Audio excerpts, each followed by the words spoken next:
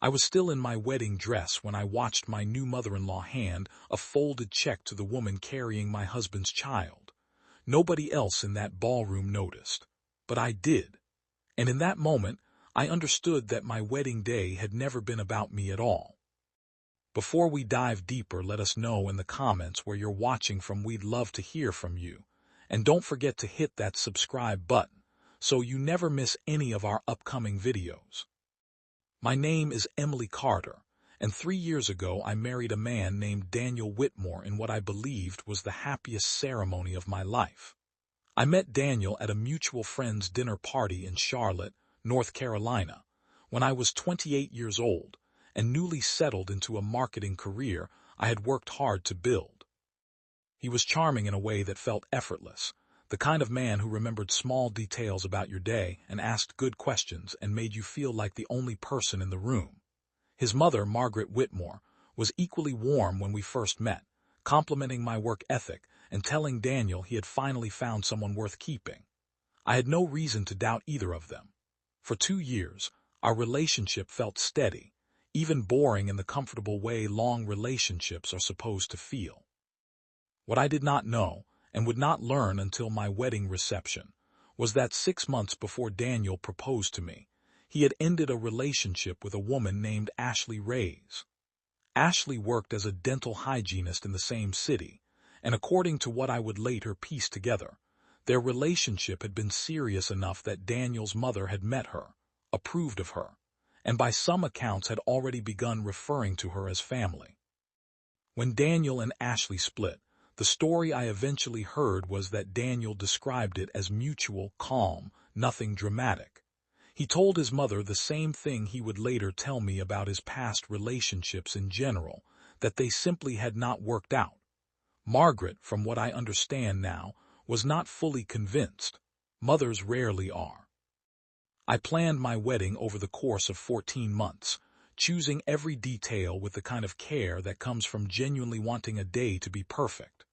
Margaret was involved in the planning more than I expected, offering opinions on the venue, the flowers, even the guest list, which I welcomed at the time because I wanted to be close with her. Looking back, there were moments that should have registered differently. She insisted on personally reviewing the final guest list 2 weeks before the wedding, telling me she wanted to make sure no one was accidentally left off. She made a comment once, almost offhand, about how weddings have a way of bringing old faces back into people's lives. I laughed it off. I had no idea what she meant, and she clearly intended it that way. The wedding itself took place on a Saturday afternoon in early October, at a restored barn venue outside of Charlotte with string lights strung across the ceiling, and a view of the mountains turning orange in the distance. I remember standing at the altar and watching Daniel's face as I walked toward him, thinking that nothing could ever feel more certain than that moment did. The ceremony went exactly as planned. Vows were exchanged, rings were placed, and by 5 in the evening we were standing in a receiving line greeting nearly 200 guests, many of whom I did not personally know, since Daniel's extended family and work colleagues made up a large portion of the list. It was during the cocktail hour that I first noticed a woman I did not recognize standing near the edge of the tent, slightly apart from the other guests. She was dressed appropriately for a wedding, nothing that stood out, except that she kept glancing toward the head table where Daniel's family was seated. I assumed she was a distant cousin or a coworker of Daniel's father, someone I simply had not been introduced to yet. I remember thinking briefly that she looked uncomfortable, the way people sometimes do at weddings when they don't know many guests, and I made a mental note to have someone introduce themselves to her before dinner began. I did not think about her again for nearly an hour. Dinner service began around 6:30, and as the head table settled in, I noticed Margaret was missing from her seat. This was not immediately alarming. Mothers of the groom often step away during receptions to greet guests, check on logistics, or simply catch their breath after months of preparation. I assumed she had gone to speak with the catering staff or check on my father-in-law, who had mentioned earlier that his back was bothering him from standing during the ceremony. Daniel did not seem concerned either, laughing with his groomsmen and refilling glasses of wine as the first course was served. I remember feeling, in that exact hour, more relaxed than I had felt in months. I want you to picture the layout of that reception for a moment, because it matters for what happened next. The main tent held the dance floor, the head table, and roughly 20 round tables of guests. But behind the tent, connected by a gravel path lined with lanterns, was a smaller structure originally built as a horse stable and converted into a quiet lounge area for guests who needed a break from the noise. It had string lights of its own, a small bar, and a handful of lounge chairs. Most guests never went back there except to use the restroom nearby. I only knew about it because I had walked through it during setup the week before. I left the head table around 7:15 to find my mother, who I had lost track of during the toasts. I checked near the dance floor, then the bar inside the main tent, and when I could not find her, I walked the gravel path toward the lounge area, thinking she may have gone back there to sit down for a moment. The lanterns along the path were lit but dim, casting long shadows across the gravel. As I approached the entrance to the converted stable, I heard two voices before I saw anyone, one of them unmistakably Margaret's, low and controlled in a way I had never heard her speak before.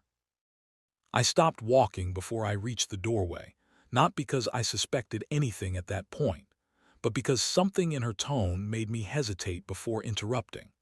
Through a gap in the string lights, I could see Margaret standing across from the woman I had noticed earlier during cocktail hour, the one dressed appropriately but standing slightly apart from everyone else. Margaret was holding something in her hand, a folded piece of paper, and as I watched, she extended it toward the woman, who hesitated before taking it. I remember the woman's hand trembling slightly as she accepted whatever it was. Neither of them noticed me standing at the edge of the path. Margaret spoke first, and though I could not hear every word clearly, I caught enough to understand the shape of the conversation before I understood its full meaning. She said something about this being what they had agreed on, that it would be enough to cover what was needed, and that she expected this to be the last time they spoke about it. The woman, who I would later learn was Ashley Ray's, responded with something I did remember precisely, because it landed in my stomach like a stone. She said quietly but clearly that Daniel had a right to know, that a check did not change what the child would grow up asking. I stood frozen on that gravel path in my wedding dress, hearing a word I had not expected to hear that day, a word that reorganized every assumption I had walked into that reception believing. Child. Not a distant cousin, not a misplaced guest, a woman standing in the shadows of my own wedding, holding money from my new mother-in-law, discussing a child that somehow involved my husband, on the very day I had promised him forever. I want to be honest about what happened in the next several seconds, because it was not dramatic in the way you might expect. I did not gasp. I did not drop anything or make a sound that gave me away. I simply stood there, absorbing information that did not yet have a shape I could fully understand, while the two women in front of me continued a conversation that made it clear they had done this before, that this was not the first time money and silence had changed hands between them. What I did next surprised even me. I stepped back from the doorway, careful to keep my heels quiet against the gravel, and walked back toward the main tent as though nothing had happened at all. I did not confront Margaret that night. I did not pull Daniel aside during our first dance and demand answers.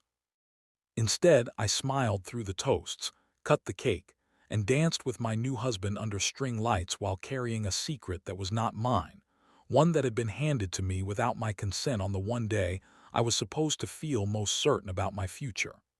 I have thought about that decision many times since, and I still believe it was the right one. I needed information before I had a confrontation, and a wedding reception with 200 witnesses was not the place to get it. I want to walk you through the rest of that reception in more detail, because I think people often assume that discovering a secret like this brings some kind of immediate confrontation, and my story proves that is not always true. After I stepped away from the doorway of that converted stable, I walked back along the gravel path with my heart pounding so loudly I was certain someone would hear it over the music drifting from the tent. I found my mother near the dessert table, exactly where I should have looked first, and when she asked if everything was all right, I told her I had simply gotten turned around looking for the restroom. It was the first lie I told that night, and it would not be the last, though every lie I told from that point forward was in service of buying myself time rather than protecting anyone else. I danced with Daniel during our first dance, a song we had chosen together 8 months earlier, and I remember studying his face while we swayed under the string lights, searching for some sign of the deception I now knew he was carrying. I found nothing. He smiled at me the same way he always had, whispered that he loved me the same way he always had, and I understood in that moment that whatever else was true about Daniel, he was remarkably skilled at compartmentalizing, at holding two entirely different realities in his mind without letting either one disturb the other. I found that realization more unsettling than almost anything else from that night, more unsettling even than the conversation I had overheard, because it told me something about the years that might have followed had I never walked down that gravel path at all. I did not sleep at all our wedding night, though Daniel never noticed, exhausted as he was from the day. I lay beside him running through everything I had heard, trying to piece together fragments into something coherent, trying to decide whether I was overreacting to a conversation I may have misunderstood. Some part of me wanted desperately to believe there was an innocent explanation, that the word child had meant something other than what it seemed to mean, that Margaret's check had been for something unrelated entirely. I have since learned that this instinct, the desire to explain away evidence that contradicts the life you want to believe you are living, is one of the most common and most dangerous instincts a person can have, and I am grateful that mine did not win out over my need to actually know the truth. Before I describe what happened during the honeymoon, I think it is worth explaining how serious Daniel and Ashley's relationship had actually been, because understanding the depth of what came before me changes how you understand everything that came after. Daniel and Ashley had dated for nearly 2 years before I ever met him, and according to people who knew them both, it had been a relationship most of their friends assumed would end in marriage. Margaret had hosted Ashley at 2 separate holiday gatherings. Daniel's father had once mentioned Ashley by name to a coworker as though she were already part of the family. When that relationship ended, it did not end because either of them stopped caring. It ended, from what I eventually pieced together through Ashley herself, because Daniel began pulling away roughly around the time he met me at that dinner party, telling Ashley he needed space to think while simultaneously beginning to spend increasing amounts of time with a woman he had not yet mentioned to her at all. In other words, the clean breakup I had always been told about was not clean at all. It was the quiet unraveling of one relationship happening at the exact same time a new one was beginning, overlapping in a way neither woman involved had been given the full picture of until much later. The honeymoon came next, 7 days in the Outer Banks that Daniel had planned as a surprise. I went, because canceling would have raised questions I was not ready to answer, and because some part of me, the part that had spent 2 years building a life with this man, still wanted an explanation that made sense. I watched him closely that week in a way I never had before. I noticed how he checked his phone at certain times each evening, always stepping onto the balcony to do it, always angling the screen away from me without seeming to realize he was doing it. I noticed how, when I mentioned his mother in passing, his jaw tightened slightly before he changed the subject. Small things. Things a woman who had never watched her husband from a distance would never have caught. But I was watching now, and I was not going to stop. On our fourth night in the Outer Banks, I did something I am not proud of, though I have made peace with it. Daniel had fallen asleep early after 2 glasses of wine, and his phone sat charging on the nightstand between us, unlocked from an earlier moment when he had shown me a photo. I picked it up. I want to be clear that I am not encouraging anyone to do what I did that night, but I also want to be honest about the fact that I did it, because it is the reason I know as much as I do about what happened before our wedding. I found a thread of messages with Ashley Reyes, going back nearly a year, far longer than the calm and mutual breakup Daniel had always described to me. The messages told a different story than the one I had been given. Daniel and Ashley had not simply drifted apart. According to what I read that night, their relationship had continued, in some form, well into the early months of Daniel's engagement to me.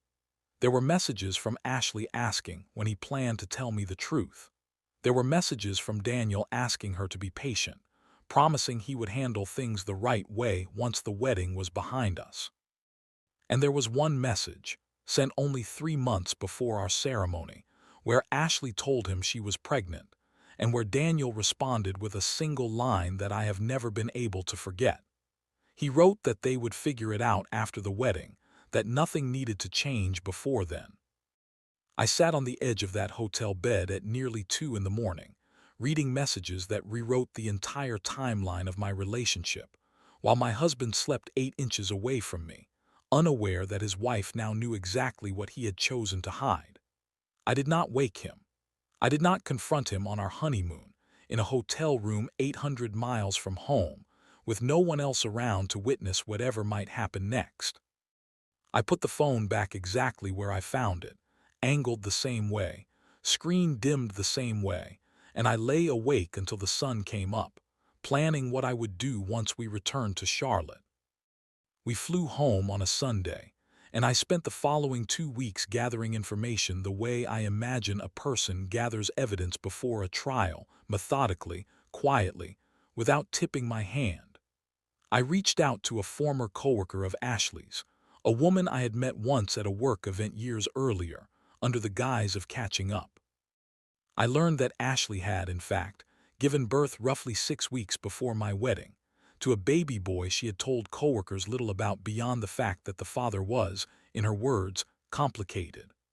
I learned that Margaret had visited Ashley twice during her pregnancy, always alone, always without Daniel's father knowing, according to a mutual acquaintance who had seen Margaret's car parked outside Ashley's apartment on 2 separate occasions that spring. I also learned something that shifted the entire shape of my anger, redirecting a portion of it away from Daniel and squarely onto his mother. Margaret had not simply discovered this secret after the wedding, forced to manage a crisis that had already happened. She had known before the wedding invitations were even sent. She had known when she sat across from me at cake tastings, complimenting my choices, asking about my dress. She had known when she reviewed the guest list 2 weeks before the ceremony, and I now understood exactly what she had meant by her comment about old faces returning. She had been making sure Ashley was not accidentally seated anywhere near my family. She had been managing the secret from the inside, protecting her son's wedding day at the direct expense of the woman marrying him.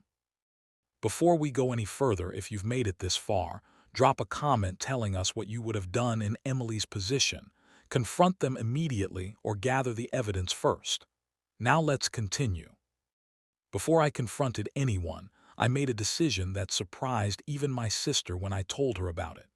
I hired a private investigator, a woman named Corinne Sullivan, who had been recommended to me by a colleague who had gone through a difficult divorce of her own 2 years earlier. I want to explain why I took this step, because I think it says something important about how I chose to handle this entire situation. I did not want to confront my husband and his mother armed only with fragments, a few overheard sentences, and a handful of text messages read in the dark of a hotel room.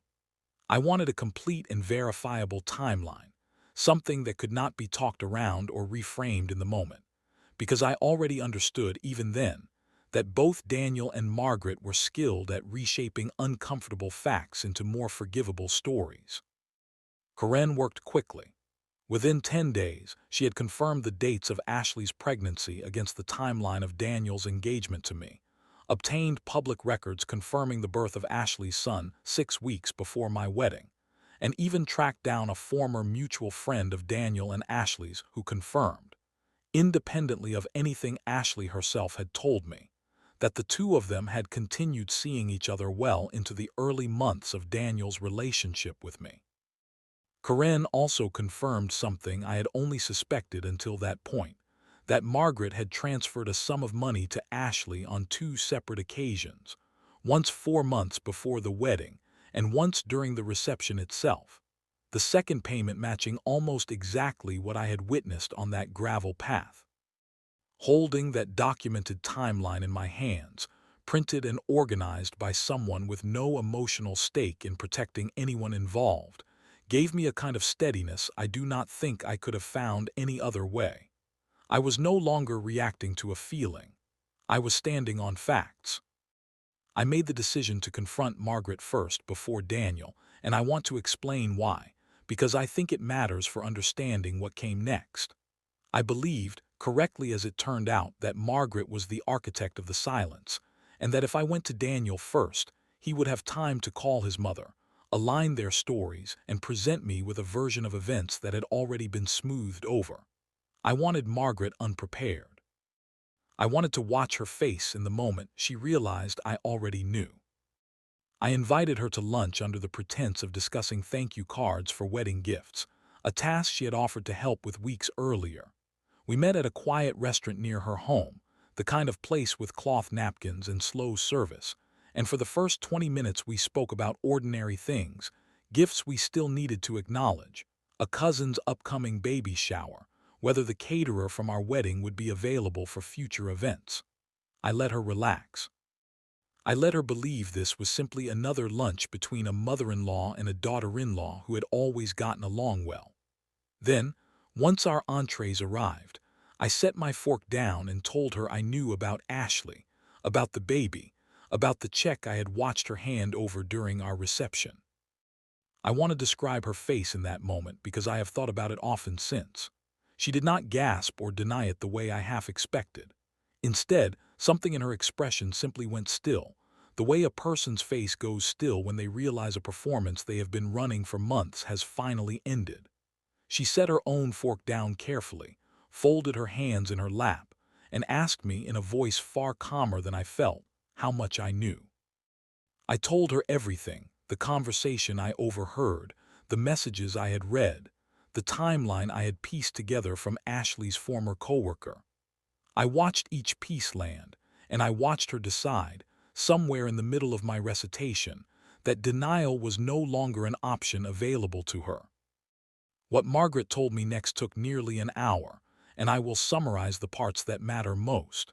She admitted that Daniel had come to her 4 months before our wedding, panicked, telling her that Ashley was pregnant, and that he did not know what to do. She admitted that her first instinct, and I remember this phrase precisely because of how coldly practical it was, had been damage control rather than honesty. She believed, in her words, that telling me before the wedding would destroy something that could still be salvaged, that Daniel loved me, that the pregnancy was a complication rather than a reason to end things, and that the kindest thing she could do, for everyone involved including me, was to manage the situation quietly until after the ceremony, at which point Daniel could, in her words, figure out how to handle it as a married man rather than as a groom calling off his own wedding. I asked her the question that had been sitting in my chest since that night on the gravel path, the question I needed answered before I could decide what came next. I asked her whether she believed I had a right to know before I married her son. She did not answer immediately. When she finally spoke, she said something I will never fully forgive her for, though I have made peace with understanding it. She said she believed I would have found a way to forgive Daniel eventually, and that giving me the choice before the wedding would have taken something away from me that she did not think I actually wanted, the chance to have the wedding I had planned for 14 months. She had decided, on my behalf, what I could and could not handle. She had decided that my wedding day mattered more than my right to walk into it with full knowledge of the man I was marrying. I left that lunch without finishing my meal, and I did not speak to Margaret again for several weeks. But I want to pause here and tell you something important about what I did next, because it surprised even me. I did not go home and confront Daniel that same night. I had one more piece of the story I needed, and it did not come from Margaret or from Daniel. It came from Ashley Reyes herself. If you're finding this story as unsettling as I did living through it, make sure you're subscribed. Because what Ashley told me changed everything I thought I understood about Daniel. I found Ashley's address through the same former coworker who had given me information weeks earlier, and I drove to her apartment on a Thursday afternoon while Daniel was at work, uncertain even as I parked the car whether I would actually knock on her door. I want to acknowledge that this was not an easy decision. Ashley was, in many ways, as much a person caught in Daniel and Margaret's decisions as I was, though I did not fully understand that until she opened her door and I saw the exhaustion in her face, the kind of exhaustion that comes from raising an infant largely alone while navigating a situation no one had been honest about from the start.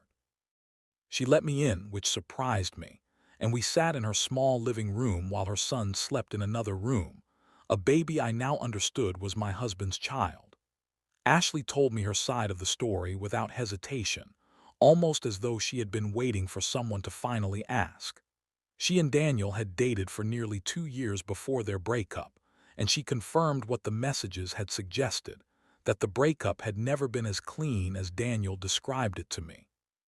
They had continued seeing each other on and off during the early months of his relationship with me, something she said she deeply regretted, but had not had the strength to end cleanly, in part because Daniel kept telling her he was confused about what he wanted. She told me that when she discovered she was pregnant, she had gone to Daniel first, not to Margaret, and that Daniel's initial reaction had been to ask her to consider not keeping the baby, an option she refused. When she made clear she intended to have the child regardless of what he decided about their relationship, Daniel changed his approach, and this is the part of her story that reshaped my understanding of my own husband more than anything else I learned that year. He asked her to keep quiet until after the wedding, promising that he would tell me the truth once we were married, that he simply needed time to figure out how to say it without losing me. Ashley agreed, reluctantly, because she said she genuinely believed at the time that he intended to follow through. It was Margaret, according to Ashley, who escalated the arrangement into something more calculated.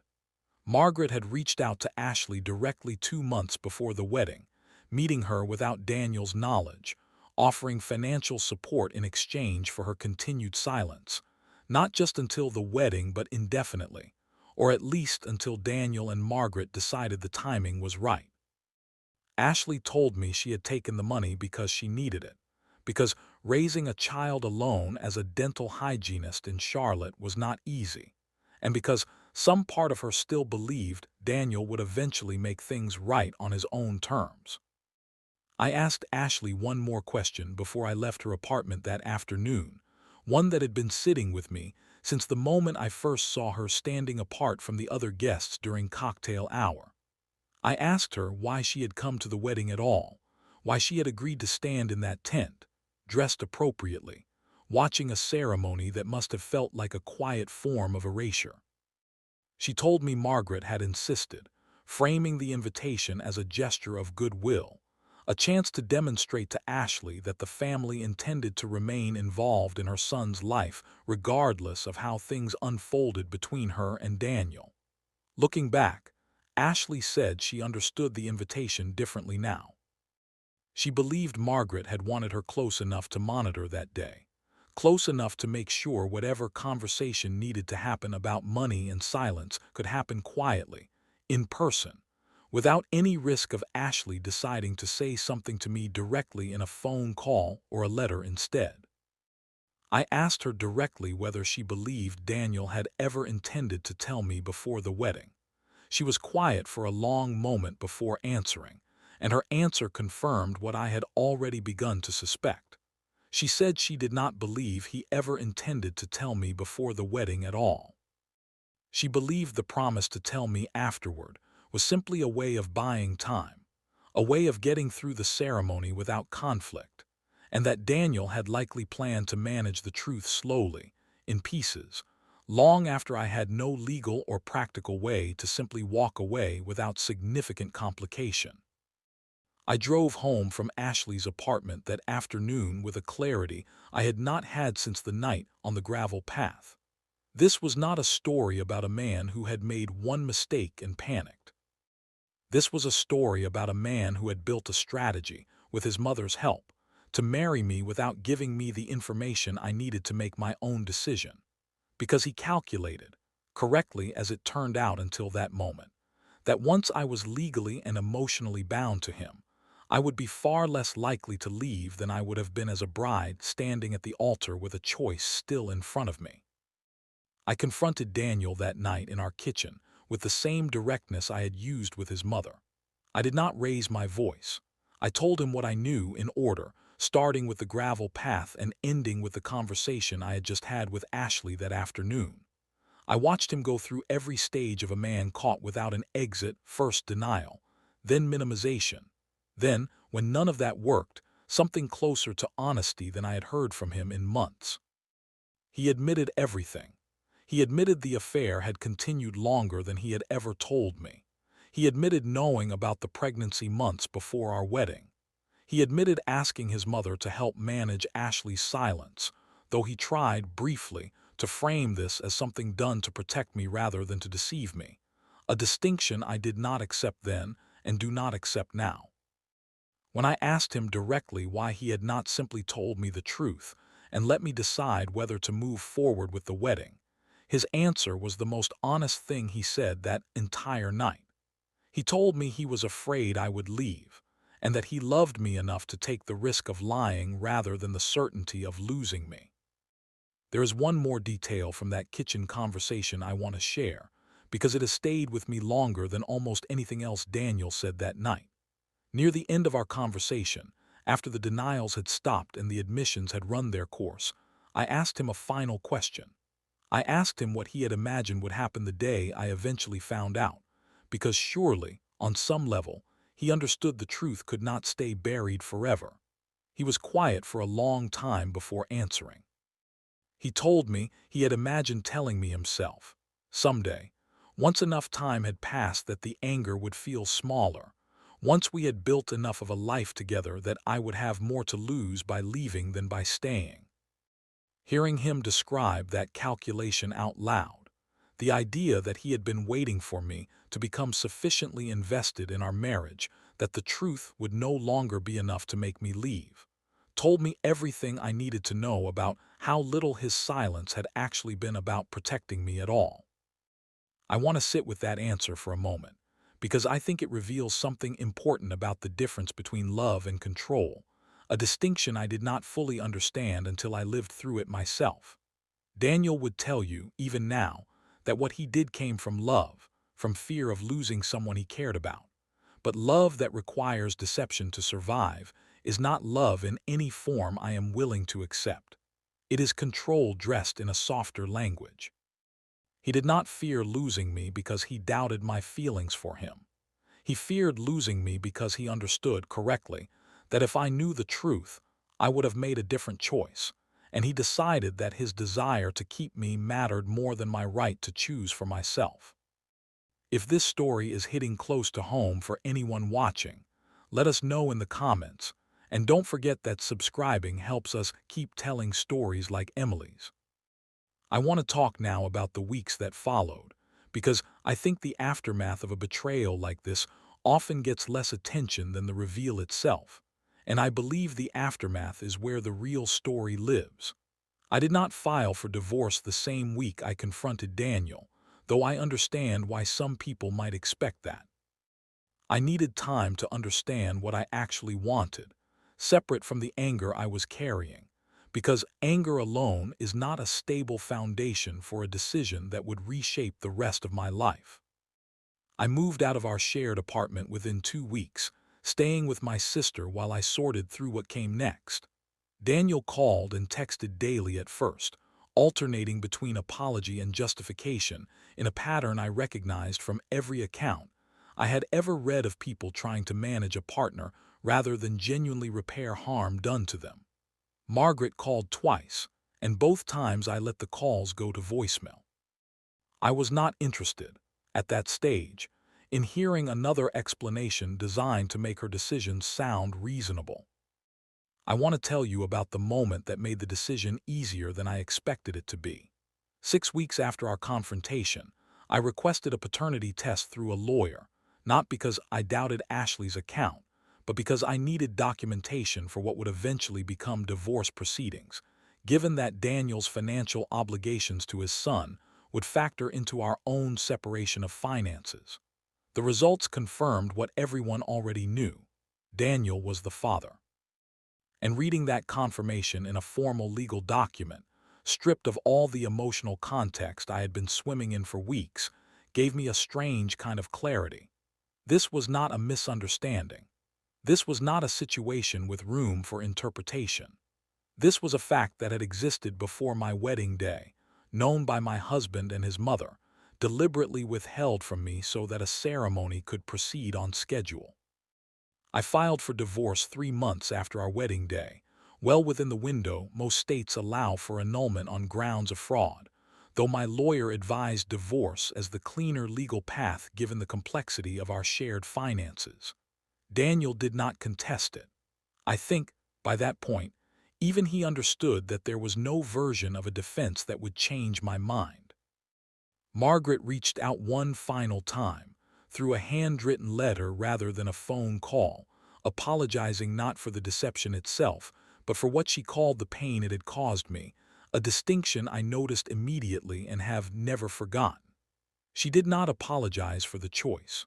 She apologized for my reaction to it. There is one more piece of this story I have not yet told you, one that unfolded almost entirely outside of my control. Daniel's father, a man named Robert Whitmore, had built a regional construction company over nearly 30 years, and Daniel worked there as an operations manager, widely understood within the family to be the eventual successor to the business. Robert had no idea about any of this, not the affair, not the baby, not the money his own wife had quietly moved to keep the story contained. He learned everything the same week I filed for divorce, not from me, and not from Daniel, but from his sister, who had heard a version of events through a cousin who worked at the same dental office as Ashley. I was not present for the conversation between Robert and Margaret, but I heard about it afterward from a family friend, who remained close to me even after the divorce. Robert was, by every account I received, devastated in a way that had less to do with Daniel's affair and more to do with the discovery that his wife had known for months and had chosen to manage the situation through secrecy rather than honesty, using family resources to do it. Their marriage, from what I understand, went through a difficult period of its own in the months that followed, though I do not know the full details and have never asked. What I do know is that Robert reached out to me directly, several weeks after the divorce was finalized, not to defend his son or his wife, but simply to apologize, telling me I deserved better than what his family had given me. It remains one of the more unexpected kindnesses I received during that entire period, and I have never forgotten it. The wider Whitmore family learned the full story gradually, in the way these things tend to spread through people who have known each other for decades, and I heard, secondhand, that the following Thanksgiving was tense in a way it had never been before, with several relatives choosing sides, some blaming Margaret for the deception itself, others blaming me for what they saw as airing a private family matter by moving forward with the divorce rather than quietly working things out. I want to be honest that this judgment stung more than I expected it to, coming from people I had spent 2 years building relationships with, people who had hugged me at my own wedding and toasted to my marriage only months earlier. But I also learned something valuable from that experience, which is that the opinions of people who prioritize a family's reputation over a woman's right to the truth are not opinions worth carrying with you into the next chapter of your life. I think it's worth pausing here to talk about Ashley, because her role in this story is more complicated than villain or victim, and I want to be fair to her the way I have tried to be fair throughout this account. Ashley was navigating an impossible situation, raising a child alone, financially vulnerable, and manipulated by a family with far more resources and leverage than she had. I do not believe she set out to hurt me. I believe she was making decisions inside a set of pressures that Margaret and Daniel created and then used against her. In the 2 years since my divorce, Ashley and I have spoken a handful of times, mostly through mutual acquaintances at first and later directly. We are not friends, and I do not think we ever will be, but I no longer view her as an enemy. She was, in many ways, managed by the same two people who managed me, just through a different set of pressures and promises. The part of this story that surprised me most, looking back, was not Daniel's betrayal or even Margaret's role in covering it up. It was how much clarity I gained once I stopped trying to understand why they had done what they did and started focusing entirely on what I wanted my life to look like moving forward. For months after the divorce was finalized, I found myself replaying the reception in my mind, wondering what would have happened if I had never walked down that gravel path, if my mother had simply been standing near the dance floor instead of missing for those 10 crucial minutes. I have come to believe that some truths find their way to the surface eventually, whether we go looking for them or not. And I am grateful, even now, that mine found me on the same day it was created rather than years into a marriage built on a foundation I never fully understood. I rebuilt my life slowly over the following 2 years, first by leaning heavily on my sister and a small group of close friends who never once suggested I had overreacted or should have given Daniel a second chance. I changed jobs, moving from the marketing firm I had worked at during my marriage to a position with a company based in Raleigh, largely because I wanted geographic distance from the life Daniel and Margaret still occupied in Charlotte. I started therapy, something I had never prioritized before, and I credit those sessions with helping me separate the anger I felt toward Daniel from the deeper questions his betrayal had raised about my own judgment. Questions I needed to answer honestly rather than bury under new relationships or distractions.